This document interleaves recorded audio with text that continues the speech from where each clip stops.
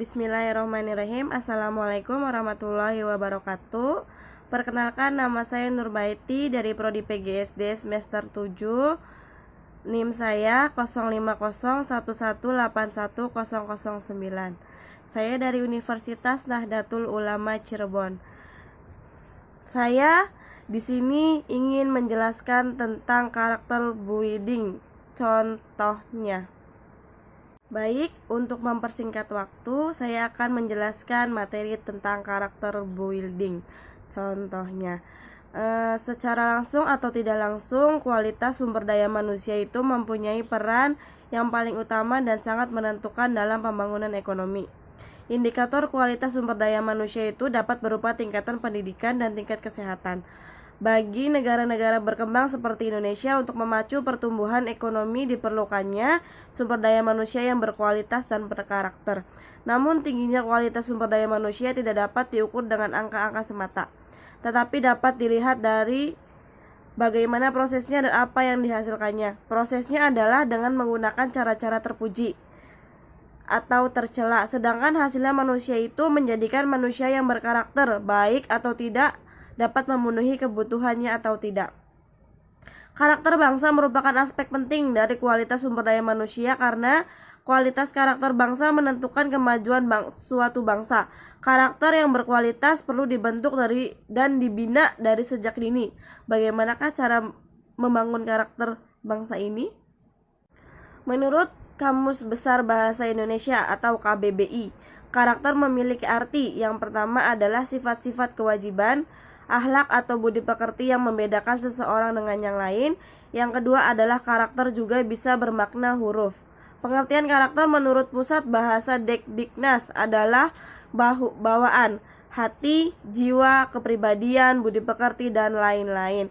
Karakter berasal dari bahasa Yunani yang berarti to mark atau memandai dan memfokuskan pada bagaimana mengaplikasikan nilai kebaikan dalam membentuk tindakan atau tindakan laku. Aristoteles berpendapat bahwa etika merupakan suatu keterampilan semata dan tidak ada kaitannya dengan potensi dasar.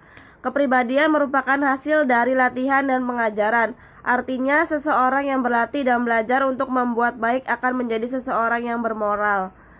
Aristoteles kemudian mengemukakan teori tentang moderasi yang menyatakan bahwa moral yang baik sesungguhnya identik dengan memilih segala sesuatu yang bersifat tengah-tengah. Artinya, pada dasarnya setiap perbuatan bersifat netral. Suatu tindakan dapat disebut baik jika ditempatkan pada posisi yang moderat atau tidak berlebihan dan tidak berkurangan. Kemudian Aristoteles mengemukakan tujuan tindakan etis yaitu menuju kebahagiaan yang bersifat intelektual atau eudaimonia. Karakter bangsa dibentuk oleh semua warga negaranya, di mana warga negara mempunyai sifat-sifat, kebiasaan, prinsip-prinsip, kehidupan, dan aturan yang berbeda-beda. Karakter merupakan cerminan karakteristik yang warga negaranya yang beragam budaya. Oleh karena itu, karakter bangsa dibentuk berdasarkan nilai-nilai tradisi budaya masyarakat, berdasarkan nilai leluhur yang bersifat umum dan dapat diterima oleh semua masyarakat. Oleh karena itu, perlu dirumuskan esensi nilai-nilai yang terkandung dalam makna karakter yang berakar pada filosofi dan budaya bangsa Indonesia dalam konteks kehidupan antar bangsa. Pembangunan karakter dan pendidikan menjadi keharusan karena pendidikan tidak hanya menjadikan peserta didik cerdas, akan tetapi juga memiliki berakhlakul karimah yang mulia. Adapun pendidikan karakter.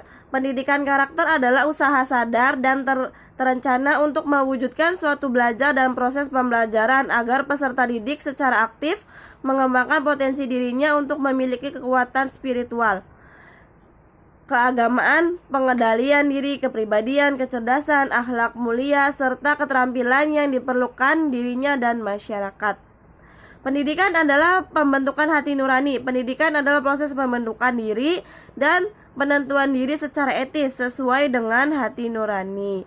Tujuan pendidikan nasional menurut Undang-Undang Nomor 20 Tahun 2003 Bab 2 Pasal 3 adalah pendidikan nasional berfungsi mengembangkan kemampuan dan membentuk watak serta peradaban bangsa yang bermanfaat, bertujuan untuk berkembangnya potensi peserta didik agar menjadi manusia yang beriman dan bertakwa kepada ketuhanan yang Maha Esa, berakhlak mulia, sehat, berilmu, kreatif, mandiri, dan menjadi warga negara yang demokratis secara bertanggung jawab. Karakter building atau pembangunan karakter. Setelah penetapan misi, langkah selanjutnya dalam pembangunan karakter adalah dengan proses terus-menerus sepanjang hidup melalui gerak sholat. Setiap gerakan sholat yang dicontoh Rasulullah SAW tentu serat dengan hikmah dan manfaat. Syaratnya semua gerak disebut dilakukan dengan benar dan tumakninah, tenang dan khusyuk. Melalui sholat, seseorang akan dapat memvisualisasikan prinsip hidupnya, yaitu keenam prinsip moral dalam pembangunan mental berdasarkan rukun iman. Sholat membuat pikirannya lebih rileks dan setelah itu dapat berpikir jernih tentang dirinya, serta menemukan pemecahan-pemecahan masalah. Sholat juga memberikan informasi yang dapat membantu seseorang untuk lebih menyelarasakan nilai-nilai positif keimanan dengan realitas kehidupan. Selain itu, sholat dapat meningkatkan kecerdasan emosi dan spiritual, membangun pengalaman positif, dan membangun paradigma yang positif. Pembangkit dan penyeimbang energi batiniah, dan sholat adalah suatu cara terus mengasah dan mempertajam ESQ yang diperoleh dari rukun iman. Kesimpulan dari materi hari ini adalah yang pertama, karakter bangsa bukan agregasi karakter perseseorangan, karena karakter bangsa harus terwujud dalam rasa kebangsaan yang kuat dalam konteks budaya yang beragam. Pembangunan karakter dan pendidikan karakter menjadi keharusan karena pendidik tidak hanya menjadikan cerdas akan tetapi juga berakhlak mulia.